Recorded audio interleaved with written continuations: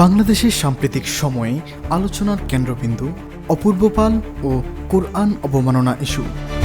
এই ঘটনার পর সমাজ জুড়ে ব্যাপক প্রতিক্রিয়া দেখা দিয়েছে এবং এবার এই বিষয়টি নিয়ে মুখ খুললেন দেশের জনপ্রিয় ইসলামী বক্তা শায়েখ আহমদুল্লাহ।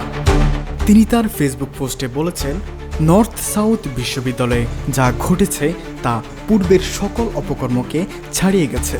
নির্ভার চিত্তে ঠোঁটে শীষ বাজাতে বাজাতে কোরআন পদপিষ্ট করার ভিডিওটি যারাই দেখেছেন সবার নিঃশ্বাস বন্ধ হয়ে যাওয়ার কথা। কেউ কেউ অপূর্ব পালকে মানসিক রোগী হিসাবে চিহ্নিত করার চেষ্টা করছেন। পূর্বেও অনেক ইসলাম অবমাননাকারীকে মানসিক রোগী বলে বাঁচানোর চেষ্টা করা হয়েছে।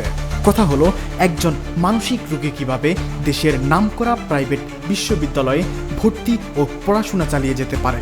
তাছাড়া মানসিক রোগীরা কেন বারবার ইসলাম ধর্মের উপরই আক্রমণ করে। মনে রাখতে হবে, ক্লাসে হাদিসের উদাহরণ আনায় উক্ত বিশ্ববিদ্যালয়ে এক শিক্ষককে ইতিপূর্বেই বহিষ্কার করা হয়েছে, অথচ কোরআন অবমাননার ঘটনা ভাইরাল হওয়ার আগ পর্যন্ত তারা অপূর্ব পালের বিরুদ্ধে কোনো ব্যবস্থা নেয়নি। তাই বিশ্ববিদ্যালয় প্রশাসনও এই ঘটনার দায় এড়াতে পারে না। এমন কুলাঙ্গার ছাত্রকে প্রশ্রয় দেওয়ার অপরাধে তাদেরকে ক্ষমা চাইতে হবে।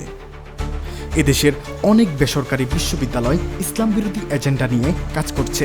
ধর্মপ্রাণ মানুষের দেশে এটা কোনোভাবেই হতে দেওয়া যায় না।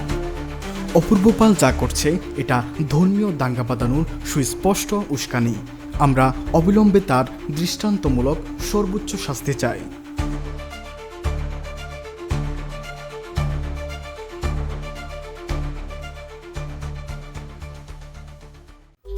সুপ্রিয় দর্শক শ্রোতাবৃন্দ, আপনারা দেখতে পাচ্ছেন ডেইলি নিউজ 20। প্রতিদিনের আপডেট নিউজগুলো পেতে এখনই আমাদের চ্যানেলটিকে সাবস্ক্রাইব করুন। ফেসবুক থেকে আমাদের আপডেটগুলো পেতে এখনই ফলো করুন ডেইলি নিউজ 20 পেজটিকে।